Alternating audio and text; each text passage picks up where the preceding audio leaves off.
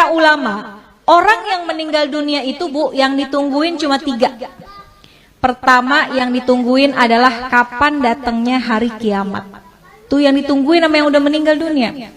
Kalau orang yang meninggal dunia orang soleh, ahli ibadah, sekalipun wafatnya udah puluhan tahun, ratusan tahun, tapi ketika dia di dalam kubur rasanya kayak cepet banget, nggak terasa. Kenapa? Karena Allah berikan hadiah kuburnya menjadi taman-taman surga. Kita berharap kita bisa model kayak begitu. Tapi sebaliknya, kalau orang yang meninggal adalah orang yang suka zalim, sama Allah nggak pernah dekat, sama manusia senangnya bikin permusuhan, maka sehari aja dia masuk dalam kubur itu rasanya seperti udah puluhan tahun, udah bisa sampai ribuan tahun rasanya. Maka orang yang ada dalam kubur yang meninggal dunia nungguin kapan sih datangnya hari kiamat. Orang baik pengen buru-buru cepat supaya bisa segera masuk dan menikmati keindahan surganya Allah Subhanahu wa ta'ala. Orang-orang sebaliknya, orang-orang yang jahat, yang zalim pengen buru-buru juga datang hari kiamat. Dia pikir kelar siksaan kubur udah selesai.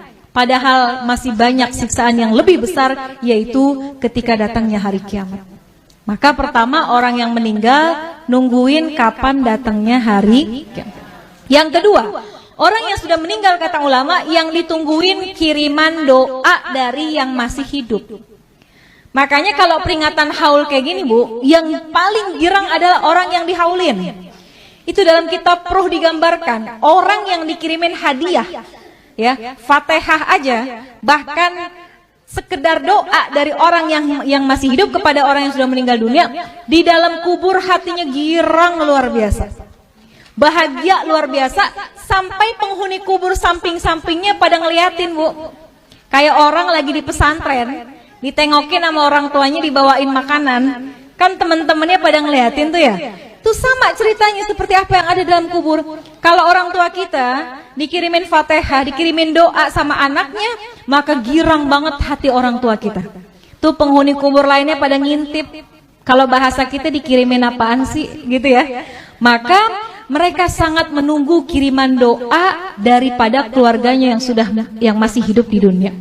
Bahkan diceritain Bu, kalau yang ngirimin anaknya, keturunannya itu malaikat akan membawa doanya menggunakan nampan yang terbuat dari emas. Punya nggak nampan dari emas? Nggak ada. Tapi Masya Allah ketika kita meninggal dunia, malaikat hadirkan doa. Bisa jadi doa itu berupa ampunan, bisa jadi doa itu adalah rahmat yang dikirimkan oleh anak kita yang masih hidup di dunia.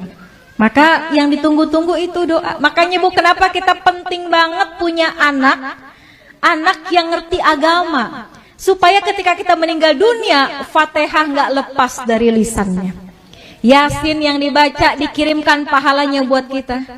Kalau anak Bu ke orang tua, kalau kata guru saya, anak ke orang tua sekalipun nggak dia niatin khusus buat orang tua saya, sekalipun nggak disebut, pahalanya terus dialirkan oleh Allah kepada orang tua kita yang sudah meninggal dunia. Apalagi kalau diniatkan secara khusus.